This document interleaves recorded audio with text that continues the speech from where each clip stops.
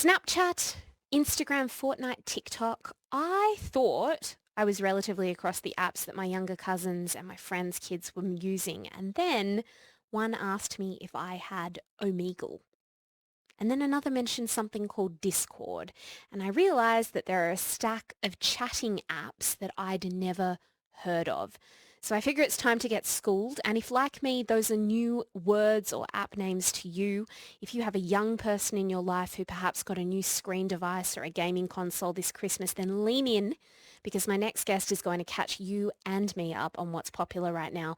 Paul Litherland is a former police officer and the manager of Surf Safe Online. Good morning to you, Paul. Morning, Lucy. How you going? Yeah, really well, thank you.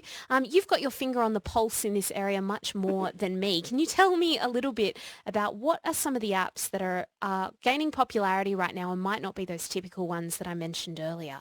Oh wow! I mean, it's so continuing to just go up and down all the time, Lucy. It's just you take your finger off the pulse as you suggest, and something else comes up. But the big ones at the moment, I mean, Discord's massive in Australia, and we've also got a couple of other gaming apps as well. One in particular, Among Us, which are probably the big ones at the moment. I mean, Snapchat still sort of leveling out at this stage. Instagram has continued to grow in popularity, but just a couple of little peripheral ones as well, as you've suggested, Omegle, which is probably one of the worst ones out there in my experience, and another couple little ones which probably sort of pop up and down as well. So, yeah, it's just a matter of trying to stay on the front foot.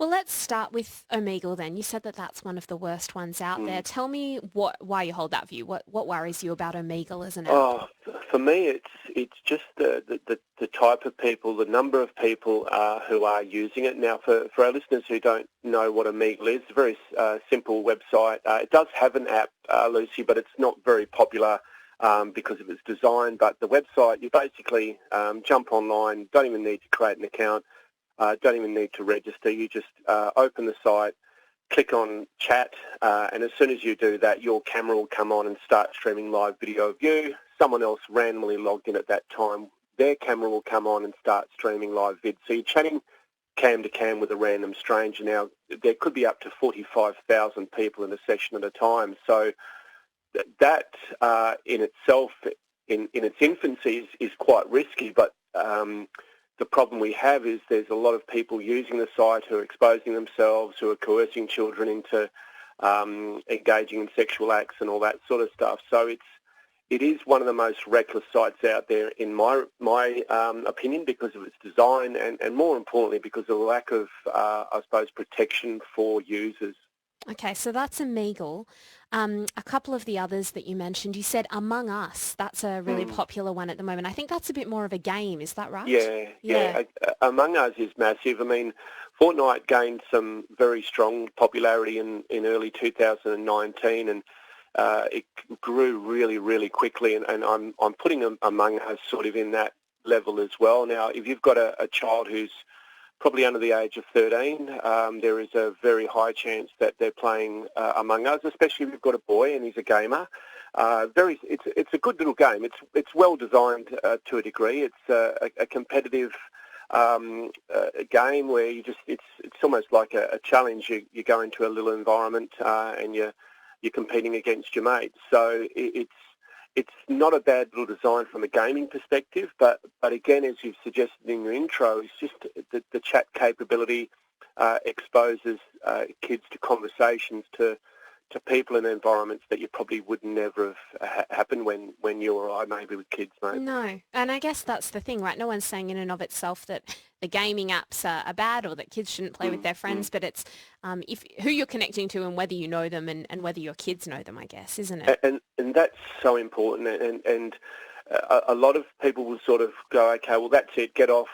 It's scary. You shouldn't be doing this. And of course, to a degree, I understand that. But for me, so much of it's about conversations. Many of these apps and games are actually okay to a degree, but it's my message so often to schools and to organisations. It's not what we use, but how we use, Lucy. So, but the problem we have is where I get frustrated as an educator now and as an ex-police officer is the design. It's, I mean, an Omegle is a classic example of that is you in the physical world, you can't create a playground where a child can walk into it openly and be exposed to massive risk. In the real world, we can't do that, but online we are still allowed to do that. So this is where I'm trying to push for change there, pardon me, and it's a difficult struggle, but some people finally now are starting to come back on board, and it's stuff like that we need to just keep an eye on. So it's just those conversations with parents and grandparents and kids, and hopefully we can go from there. It's 2 minutes to 8 on ABC Radio Perth and WA. You're listening to Paul Litherland, manager of Surf Online Safe, an internet awareness business, also a former police officer. So we've touched on a few of the apps that parents should be a little bit aware of there, but there is actually also an app that you mentioned to me, Beacon. It's been created to just sort of help parents keep across what's going on in the social media space. Yeah, I mean, I've been working with Telethon Kids now for a couple of years, and they've introduced an app called Beacon. Now, this is a free app for anyone to download. So if you visit my website or visit the Telethon Kids Institute website, it's just a great little app. I mean, with great respect to many educators out there and websites out there, Lucy, some sites mainly sort of just here's a response, go out and educate. But with Beacon, it not only just gives you an opportunity to read up on an app or a website, but it also gives you an opportunity to push into different areas. So if you go, okay, well, I want to talk about Among Us, Beacon will then go, well, do you know your kids are probably also playing this game or interacting in that environment? So it just pushes you into different areas, and it's a great resource for parents. So I really encourage parents to sort of download and have a run through it, because it does give some great information. Paul Litherland, thank you so much for your time this morning. Thanks, Lucy. All the very best to you, and season's greetings to yourself and all your listeners, and take care.